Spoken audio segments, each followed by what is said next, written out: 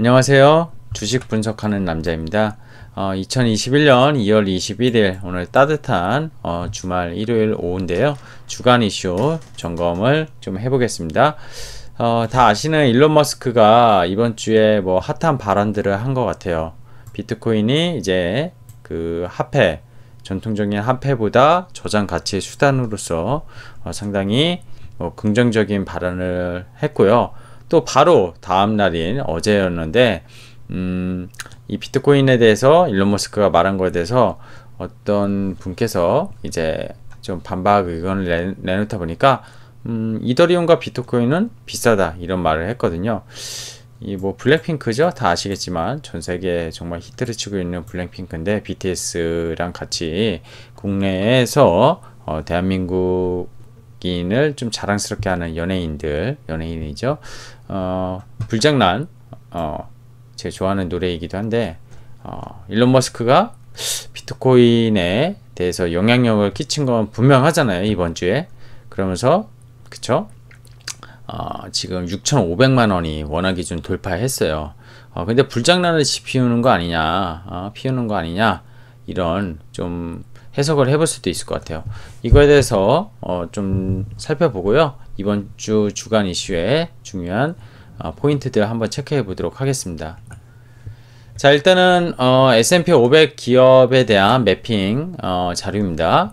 이번 주 2월 15일부터 2월 19일, 그쵸? 2월 15일은 휴장이었어요, 미국은. 그죠? 실제적으로는 사거래일만 진행이 됐고요. 이날 프레지던트 데이였나요? 그죠? 그래서 휴장이었고, 이번 주는 이제 미국채 금리가 1.3%가 넘어갔죠. 금요일날 마감가가 1.34 정도에 됐는데 1.35%까지 급등을 했습니다.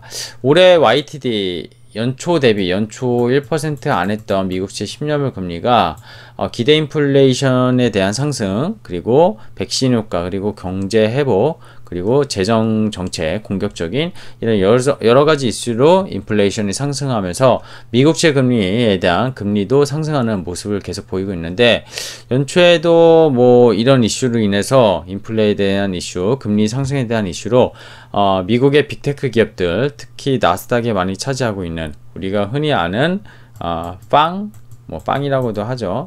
그죠? 대표적인 기업들이 뭐 여기 나와 있는 페이스북, 그죠?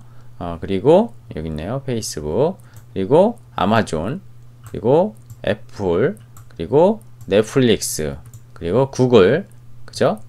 구글의 뭐 자회사 알파벳이긴 하는데, 어쨌든 요 지금 보면 5개 기업이 이번 주간 내내 구글과 페이스북, 구글이 아마존이 거의 약보합, 페이스북, 넷플릭스, 애플이 많이 빠졌네요. 그죠? 그래서 나스닥이 상대적으로, 다우는 소폭 그래도 플러스 마감을 했고, S&P 500도 빠졌고요. 그죠?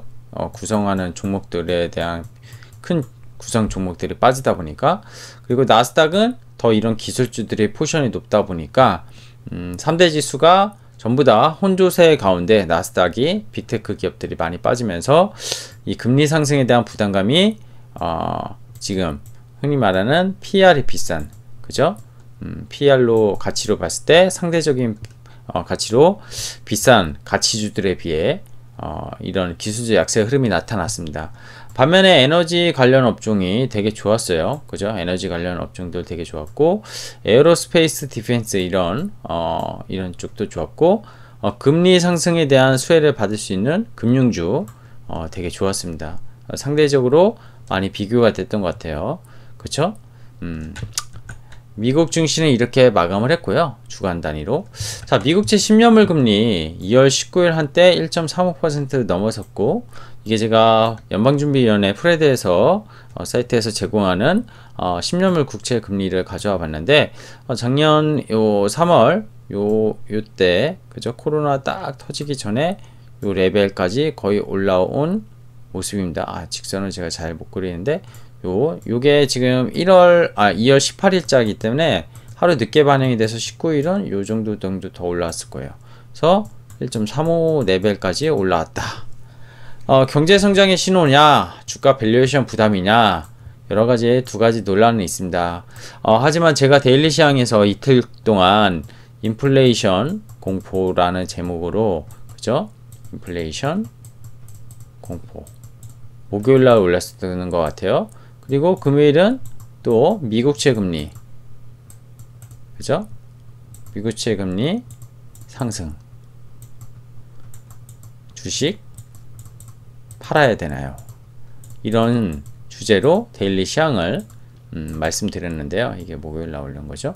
이 두 가지를 좀 보시면은 제가 어떤 의견과 생각을 갖고 있는지 좀 정리가 되실 거라고 봅니다. 경제 성장의 신호도 맞다고 생각하고요. 그렇다고 해서 주가 밸류에이션 부담이 되는 거냐? 그렇게는 생각하지 않습니다. 기업의 어닝, 다시 한번 말씀드리지만 어닝에 대한 회복, 이런 것들이 전혀 꺾이는 모습이 아니라는 것, 이게 포인트라고 생각하고요.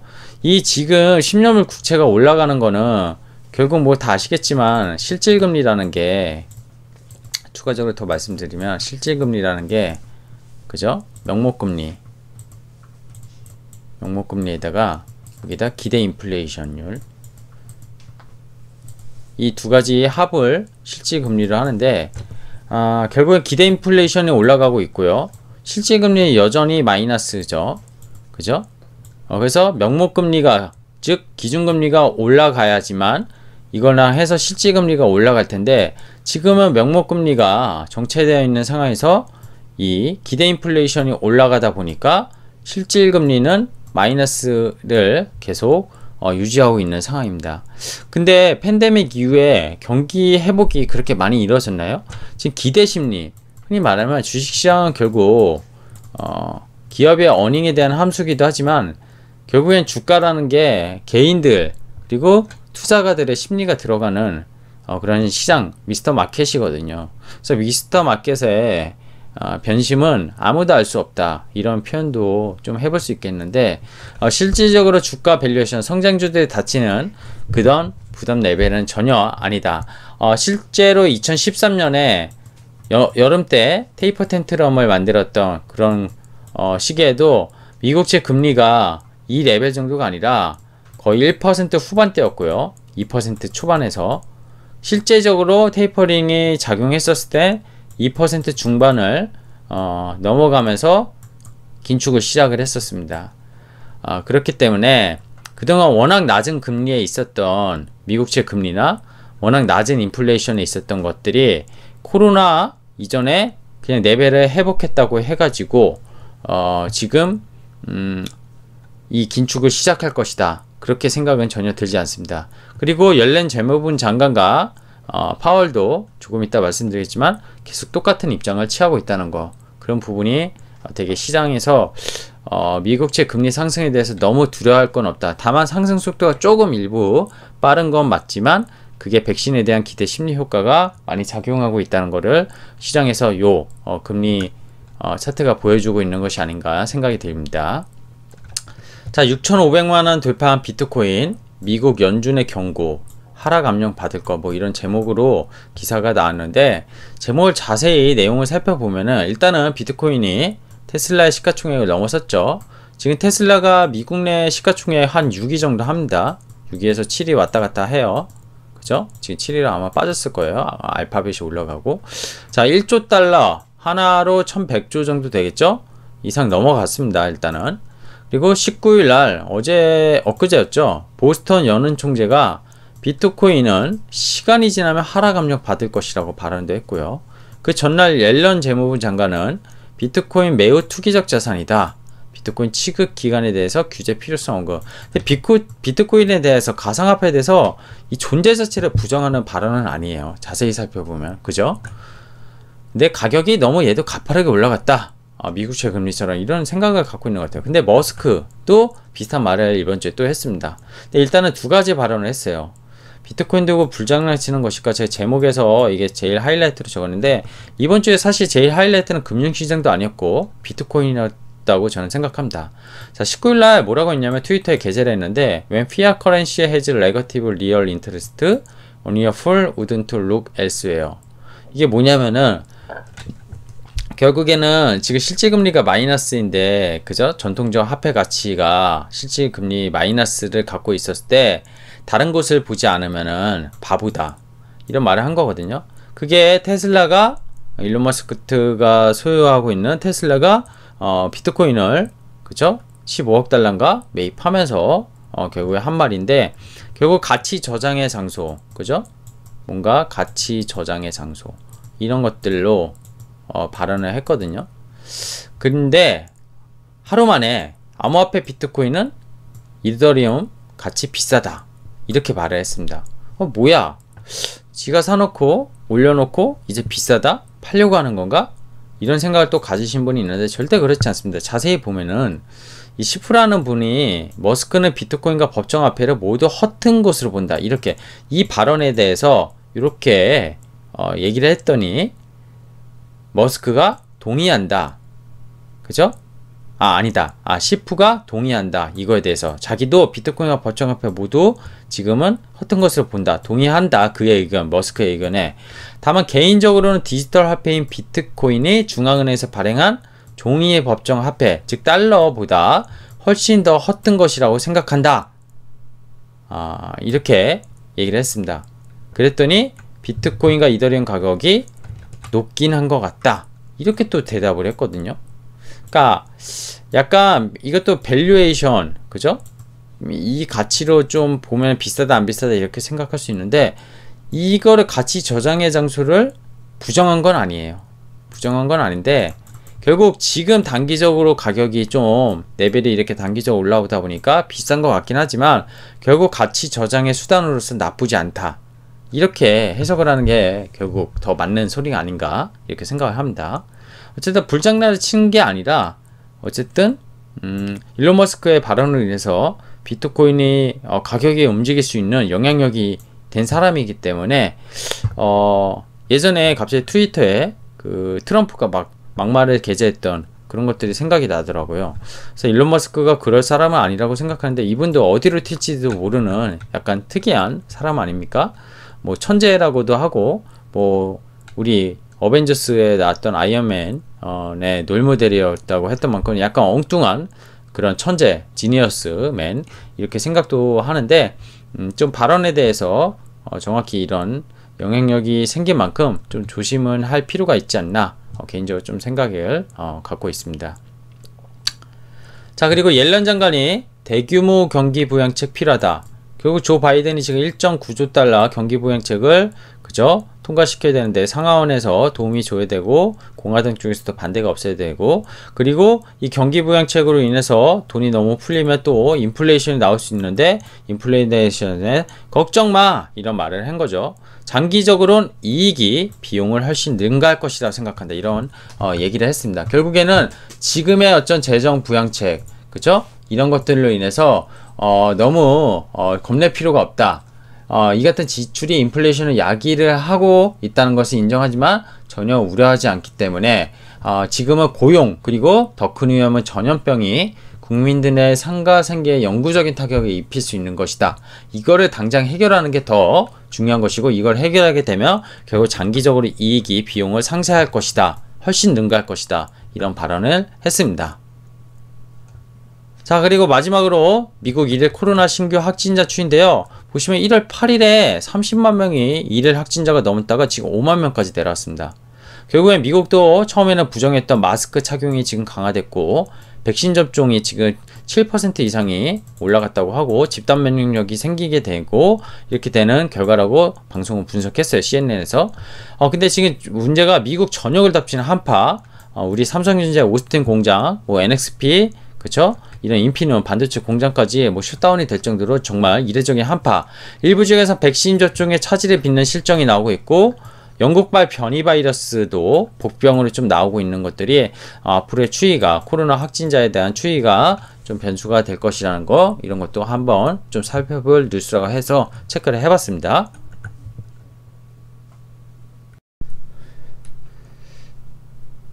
자, 그래서 이번 주 키포인트는 일단 코로나가 상당히 안정적으로 되고 있다는 거, 그리고 머스크가, 그죠? 테슬라 통해 투자한 비트코인의 가격이 비싸다고는 얘기하였지만 비트코인, 즉 가상화폐, 디지털화폐 가치를 부정하지 않았다는 거. 지금 먼저 결제를 시작한 게 미국의 페이팔 작년에 10월부터, 그리고 뭐 스퀘어, 그죠? 그리고 미국의 지금 뉴욕의 멜론은행, 멜론뱅크 이런데, 그리고 국내에서는 지금 다나리, 페이코인, 그죠? 비트코인은 아니지만 페이코인, 비트코인을 전환해서 페이코인을 통해서 뭐 스페이나 도미노 피자 이런 것들을 또 결제할 수 있게 하겠다는 거. 결국 디지털 화폐에 대한 가치에 대한 논란은 계속 나올 겁니다. 주식시장이 고평가냐 저평가냐, 지금 미국채 금리가 상승하는 거에 따라서 나오듯이 똑같은 개념이라고 보시면 돼요. 언제든지 부정론자는 있고 긍정론자는 있습니다. 정치에서 옳은 게 있습니까? 그쵸? 이런 의견, 반대되는 의견이 있듯이 주식시장에 대한 밸류에이션을 매크로로 보는 입장에서는 비싸다고 당연히 할 수도 있겠지만, 바텀업으로 보는 또 기업의 투자자의 관점에서는 또 달리 생각할 수도 있어요. 여러가지 의견을 맥락을 그런 본인의 어떤 여러 의견과 함께 본인의 또 인사이트와 가치로 한번 생각해보는 시간을 가지시는 게 좋지 않나. 저한테 어떤 분이 비트코인에 대해서 어떻게 생각하냐고 여쭤보셨는데, 저도 일론 머스크가 얘기한 가치 저장의 수단으로서의 역할이 분명히 필요하다. 나아가서는 뭐 지금 스페이스X가 화성 탐사 앞으로 뭐 5년 내에, 빠르면 늦으면 10년 내에 가능하다고 하잖아요. 디지털 화폐라는 게 과연 지금 이 언택트 코로나로 인해서 사람들이 접촉하지 않는 상황에서 어떤 화폐, 즉 종이 화폐가 정말 필요한 것인가. 요새 카카오페이 많이 쓰시잖아요. 그리고 삼성페이도 많이 쓰시고, 물론 그거는 카드를 그냥 휴대폰에 담아놓고 쓰는 거지만, 그냥 화폐를, 즉 어떤 돈을 어떤 저장소에 담겨놓고 그거를 비트코인이라는 어떤 실물은 아니지만 그걸로 인해서, 그쵸?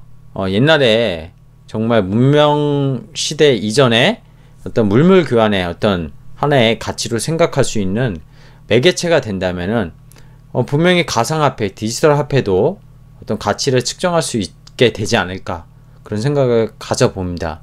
지금 당장은 힘들겠지만 이 자체를 부인할 건 아니다. 세계 최대 운용사의 블랙록이, 그죠? 자기네 자회사의 펀드에 일단 2개 편입하겠다는 것도 되게 의미가 있다고 저는 생각해요. 그런 부분에 대해서 좀 생각을 해보시는 게 중요할 것 같습니다.